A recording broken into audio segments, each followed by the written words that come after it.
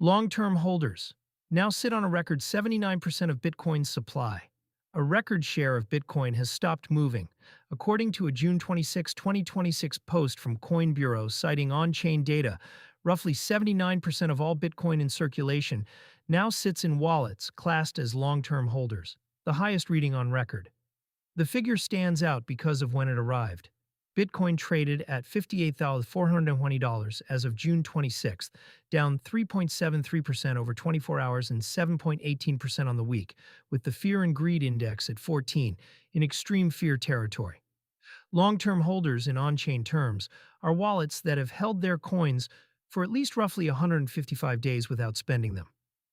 Analysts track the cohort because coins that have not moved in months tend to belong to investors with conviction, rather than traders looking for a quick exit. When that group's share of total supply climbs, fewer coins are realistically available to sell into a falling market.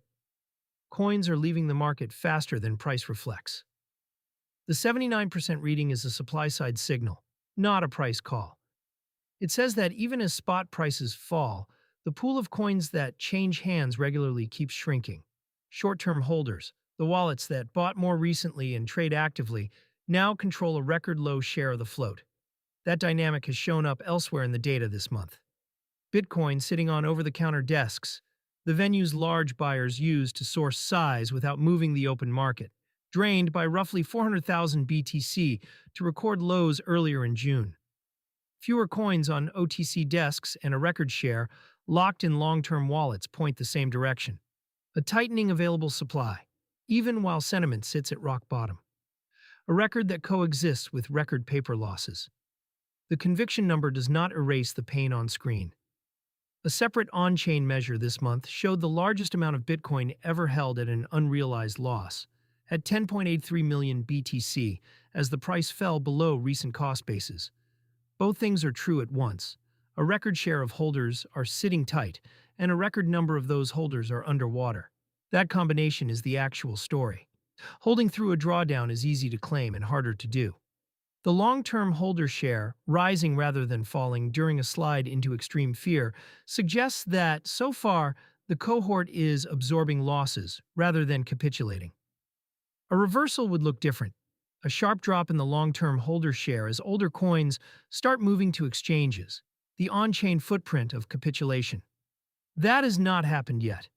The data is a snapshot, not a forecast. On-chain conviction metrics describe what holders have done, not what they will do next. A record long-term holder share has historically clustered near market bottoms when sellers are exhausted, but it has also appeared during long stretches of sideways drift. It is not a buy signal on its own, and a single percentage from one analyst account is one input among many. This is on-chain context, not financial advice. Two caveats matter.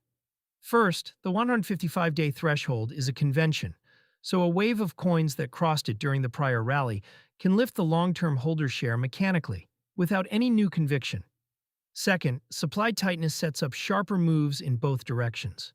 Thin available float can amplify a rebound, but it can also mean cascading liquidations if leverage positions unwind into a market with few natural buyers.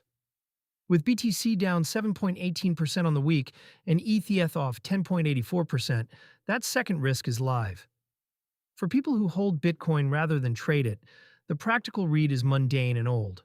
Storage and time horizon decide outcomes more than any single day's candle. Investors who treat their core stack as long-term savings and keep it in self-custody are, definitionally, part of the cohort this metric is measuring. Those who need to spend during a downturn tend to reach for stablecoin balances, instead of selling held BTC into weakness, which is one reason stablecoins keep absorbing day-to-day crypto card transactions, while the majority of Bitcoin sits still.